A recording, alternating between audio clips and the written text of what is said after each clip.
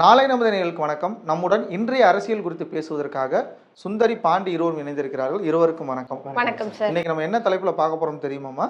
நடிகர் இன்னைக்கு மாநாடு நடத்திருக்காருல்ல சார்? எந்த ஊர்ல நடத்தியிருக்காரு மாநாடு? அதான் தஞ்சாவூர் ஜில்லக்காரி கச்சேரிக்கு வாயேண்டி அப்படின்னு தஞ்சாவூர்ல. அவர் பச்சை கலர் துண்டெல்லாம் போட்டு வந்தாரு, அதெல்லாம் உங்களுக்கு தெரியுமா? சார் பார்க்கும்போது எங்களுக்குலாம் நிஜமாவே கண் கலங்குச்சு. விவசாயியா மாதிரி ஒரு நடிகர் அவர் எல்லாத்தையும் விட்டுட்டு ஒரு விவசாயியா பிறக்கணும்னு சொல்றதே எவ்வளோ பெரிய விஷயம் அது. பிப்ரவரி மார்ச் மாதம் உருட்டா இருக்கும் இல்லையா, அவர் டைரக்டா மற்றவங்களாம் கட்சி ஆரம்பிச்சு அவங்களுக்கு ஒரு கொள்கை இருக்கும், மக்கள் பிரச்சனை எல்லாமே இருக்கும். ஆனால் அவர் கட்சி ஆரம்பித்த உடனே சிஎம் ஆகிறன்னு அவர் எவ்வளோ பெரிய எண்ணமே அவருக்கு.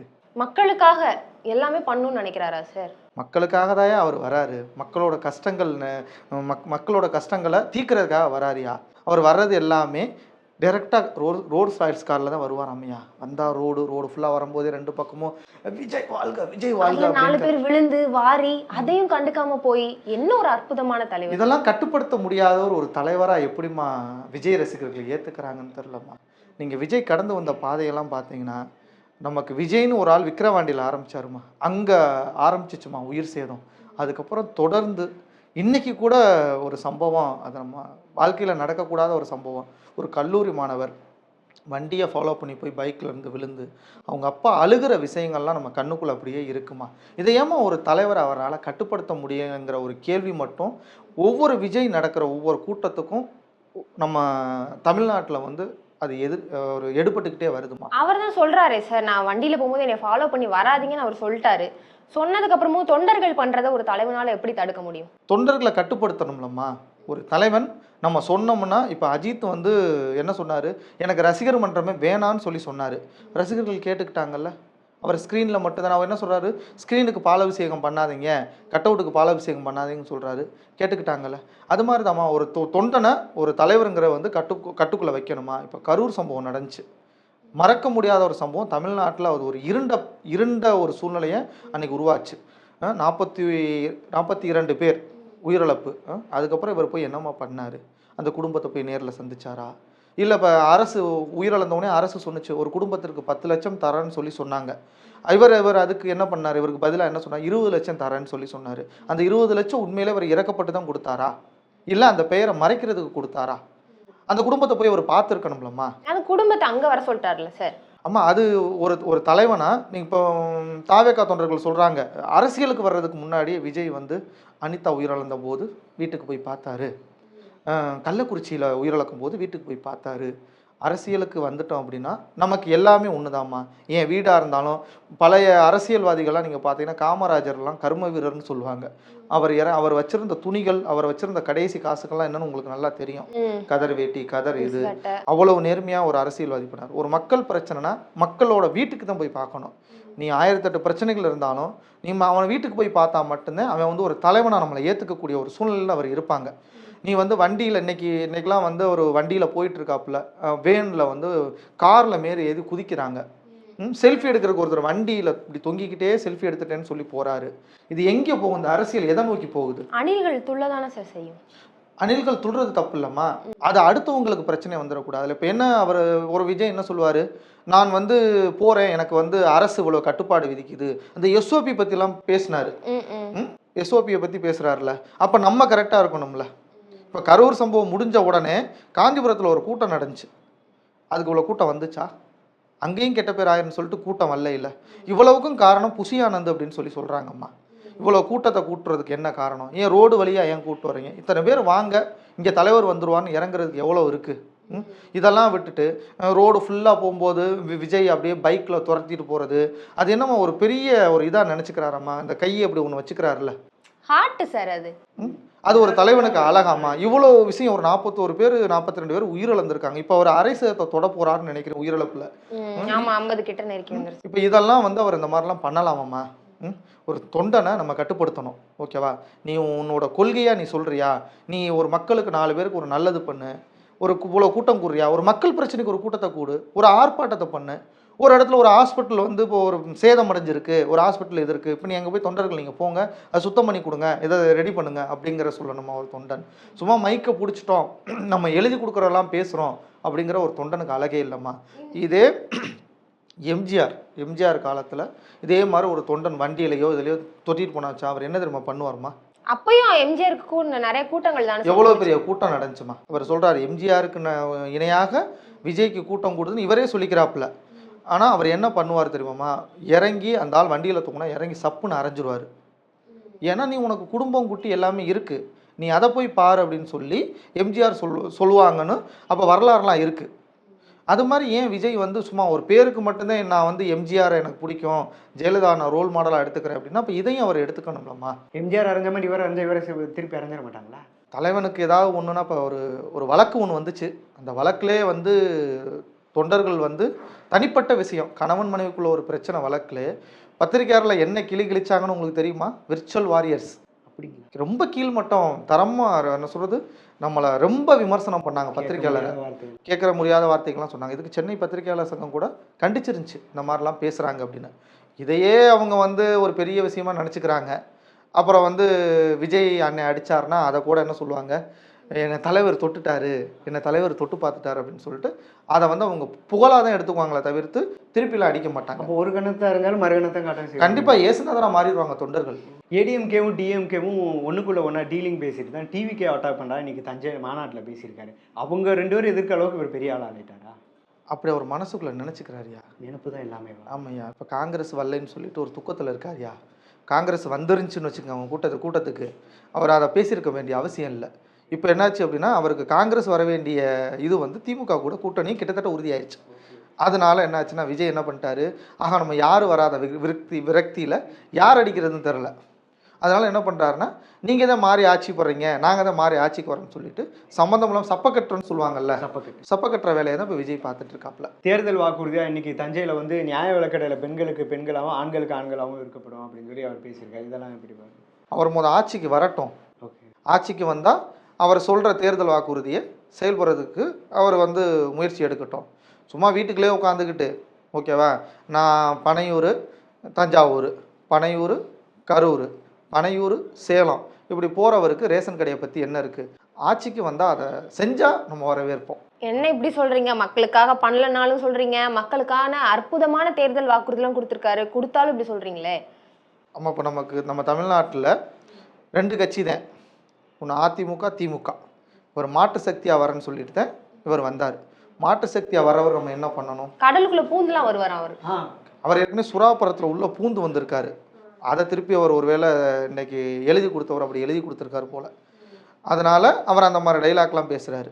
இப்போ தேர்தல் வாக்குறுதி கொடுக்குறோம் அப்படின்னா மக்களுக்கு அவர் சொல்கிற மாதிரி இலவச கல்வி, ஏதோ கடன் தள்ளுபடி, இதெல்லாமே வர்ற ஆட்சிகள் வந்து வைப்பாங்க. இந்த கடன் தள்ளுபடி அது இதுன்னு சொல்லிட்டு தரமான கல்வி கொடுக்குறோம், தரமான மருத்துவமனையில் ஒரு சிகிச்சை கொடுக்குறோம், தமிழக மக்களுக்கு வந்து எல்லாமே தரமாக இலவசங்கிற ஒன்று இல்லாமல் தரமாக கொடுக்குறோம் அப்படின்னு சொன்னால் அது தேர்தல் வாக்குறுதி.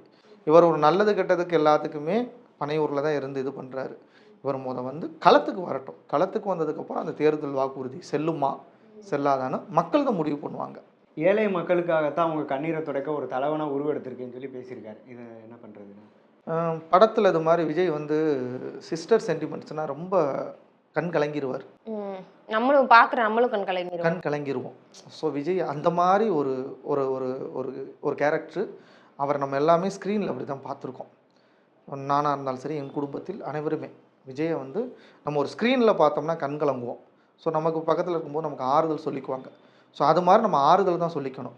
ஸோ ஏழை மக்கள் இன்றைக்கி எத்தனை பேர் பசி பட்டினி, எத்தனை பேர் தங்குறதுக்கு வீடு இல்லாமல், அவரை நம்பி இருக்கிறவங்க எத்தனையோ பேர், அவரை நம்பி இருக்கிற எத்தனையோ ப்ரொடியூசர் வந்து இன்றைக்கி வாழ்வாதாரம் இழந்து எத்தனையோ பேர் கஷ்டப்படுறாங்கன்னு சொல்லி நம்ம நிறைய செய்தியாக கேள்விப்பட்டிருக்கோம். அவங்க கஷ்டங்கள்லாம் அவருக்கு நீக்க வேண்டியதானையா? ஜனநாயகன் படம் வந்து இப்போ வரல, ஆனால் இதுக்கு வந்து அது ரிலீஸ் ஆகுறதுக்கு வந்து கொஞ்சம் பேர் ஹெல்ப் பண்ணாங்க, குரல் கொடுத்தாங்க. அதில் ஸ்டாலினும் ஒருத்தர் ஏதோ சலிப்புக்கு அப்படின்னாலும் ஏதோ பேசினாரு, அதுக்காக நன்றி அப்படின்லாம் சொல்லியிருக்காரு. இதுலேயே வந்து அரசியல் ஆதாயம் தான் தேடுவாங்க எல்லாரும்.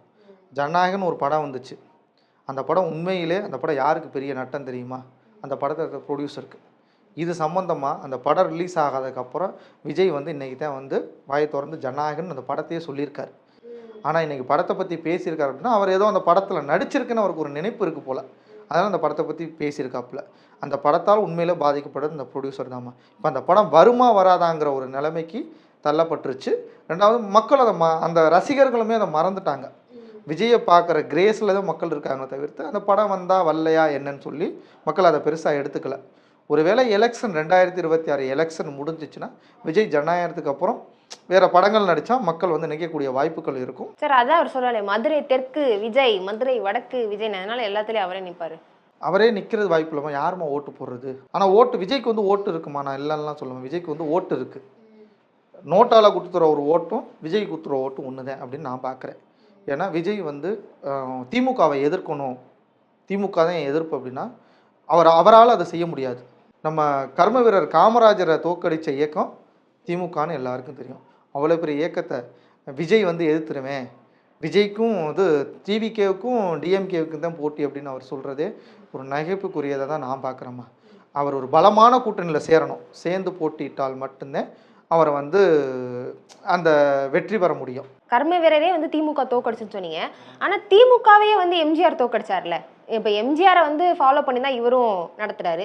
ஏன் விஜய் வந்து திமுகவை தோக்கடிக்க முடியாது? இப்போ விஜய் என்னன்னாமா, அப்போ இருந்த அரசியல் வேறம்மா. அப்போ இருந்த அரசியல் ஒரு வார்த்தை ஒரு தலைமை சொல்லிட்டாருன்னா அந்த தலைமை பேச்சு எல்லாரும் கேட்பாங்க. ஓகேவா? இப்போ விஜய் பேச்சை யாரும் கேட்கலையா? கேட்காத மாதிரி தானே இருக்காங்க. ஒவ்வொரு டைம் மீட்டிங்கில் கர்ப்பிணி பெண்கள் வரக்கூடாது, குழந்தைகள் வரக்கூடாது இப்படின்னு ஒவ்வொரு இதாக போடுறாரு. ரசிகர்கள் யாராவது கேட்குறாங்களா? இன்னைக்கு கூட ஒருத்தவங்க வந்து ஒரு அம்மா வந்து குழந்தை தூக்கிட்டு வந்து என்னை அரெஸ்டே பண்ணாலும் பரவாயில்ல, நான் விஜயை பார்க்கணும்னு சொல்லிட்டுலாம் போனாங்க. அப்போ இதெல்லாம் எந்த விதத்துலமா இருக்குது நீங்கள் சொல்லுங்கள்? விஜயை வந்து கடவுளாக பார்க்குறாங்க, விஜய் ஒரு பெரிய தலைவனாக பார்க்குறாங்க. ஆனால் அவர் சொல்கிற வார்த்தைகளை யாராவது கேட்குறாங்களா? இப்போ இன்றைக்கி அந்த ஒரு மாணவன் கல்லூரிக்கு போகிற மாணவன் நம்ம முன்னாடியே பேசணும், அதில் பேசியிருந்தோம். அவர் 48 மணி நேரம் ஆகுமா அவரோட ஸ்டேட்டஸ் சொல்கிறதுக்கு, அவர் என்ன ஆகுறாரு என்ன ஏதுன்னு சொல்லி. அந்த தந்தையோட வேதனை எப்படி இருக்கும்? அந்த தந்தை வந்து அழுகிறாரு, என் மையன் கல்லூரிக்கு தான் போனார், ஆனால் கல்லூரிக்கு போகிறேன்னு சொல்லிட்டு நண்பரோட வண்டியை வாங்கிட்டு விஜயை பார்க்க போயிருக்காப்புல. ஒரு வண்டியை ஃபாலோ பண்ணி போகிறாங்கல்ல, விழுந்தால் அந்த குடும்பம் என்ன ஆகுன்னு யாரும் நினச்சி பார்த்தாங்களா? அப்போ அவர் ஹாஸ்பிட்டலில் சேர்த்துருக்காங்க, அந்த ஹாஸ்பிட்டல் செலவை விஜய் வந்து ஏற்றுக்குவாரா? அப்போ ஒவ்வொரு நடக்கிற அசம்பாவிதத்துக்கும் விஜய் சொல்ல ஏன் ரசிகர்கள் கேட்க மாட்டாங்க அப்படின்னா, அது அந்த அளவுக்கு அந்த கட்சி ஒரு இதாகவே இல்லை, ஒரு கொள்கை ரீதியாகவும் இல்லை, ஒரு கட்டுக்கோப்பாகவும் இல்லை. இப்போ கட்டுக்கோப்பாக ஒரு தலைவன் சொல்லணும்ல, நீங்கள் என்னை தேடி வராதிங்க. இப்போ இப்போ விஜய் இப்போ அடுத்து இன்னும் எத்தனை ஊர் போக போகிறாரு, என்னென்ன சம்பவம் நடக்க போகுதுன்னு எவ்வளோ ஒரு வீட்டில் பிள்ளையை பெற்றவங்களுக்கு பெற்றோர்களுக்கு எவ்வளோ அவஸ்தையாக இருக்கும். இப்போ இன்னைக்கு நைட்டு வந்து அவர் நிம்மதியாக தூங்க முடியுமா அவங்க அப்பானால? நேற்று சிரிச்சிருந்த பையன் இன்றைக்கி ஹாஸ்பிட்டல் ஐசியூவில் அட்மிட் ஆயிருக்குன்னு சொல்கிறாங்களாம்மா. இதை ஏமா விஜய்க்கு இது தெரிய மாட்டுது? ஏமா டைரெக்டாக அந்த சம்பவம் நடக்கிற இடத்துக்கு போய் இறங்க வேண்டியதானம்மா? இல்லை ரசிகர்களை சேர்க்க வேண்டாம்லம்மா? ஏமா நம்ம போயிட்டு ஒரு கூட்டத்தில் ஒரு கிரேஸை வந்து நம்ம பேசுகிறது இது பண்ணுறதெல்லாம் இதெல்லாம் வந்து தொடர்ந்து நடந்துட்டு இருக்குமா?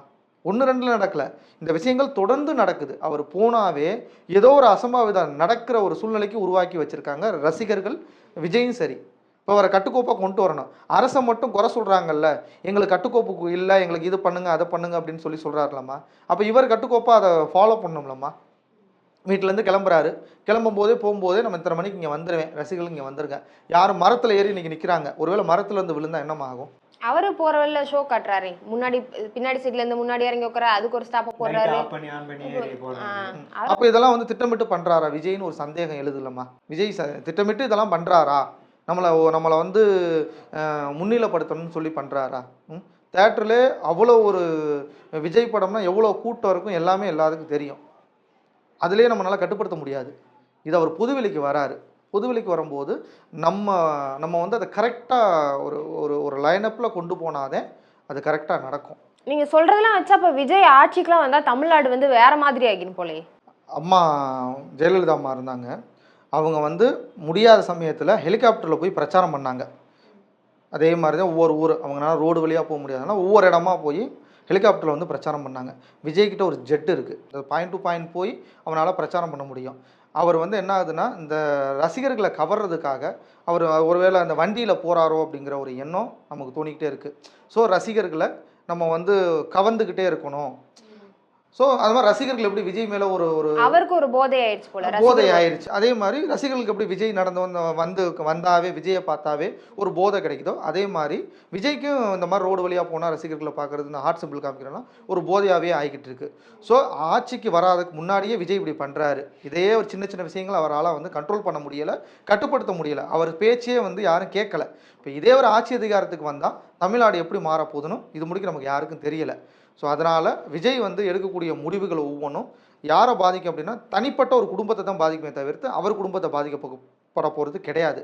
அதனால் விஜய் என்னென்னா அடுத்து வருங்காலங்களில் இது மாதிரி நடக்காத அளவுக்கு விஜய் இருந்தால் மட்டும்தான் நம்ம அந்த அசம்பாவிதத்தை தவிர்க்க முடியும். அதனால் விஜய் வந்து இனி எடுக்க போகிற அடுத்த கூட்டம், ஒவ்வொரு இடத்துல நடக்கிற கூட்டத்துக்கு இதெல்லாம் முன்னெச்சரிக்கையாக யோசிச்சு ஸோ இது டு இது அப்படின்னு சொல்லி போனால் மட்டும்தாம்மா இந்த மாதிரி அசம்பாவிதம் தவிர்க்க முடியும். தமிழ்நாடாக இருக்குமா. நீங்கள் இவ்வளோ சொல்கிறீங்க, ஆனால் இதெல்லாம் விஜய் ஃபாலோ பண்ணுவாருன்னு நினைக்கிறீங்களா? விஜய் இதை ஃபாலோ பண்ண மாட்டார்.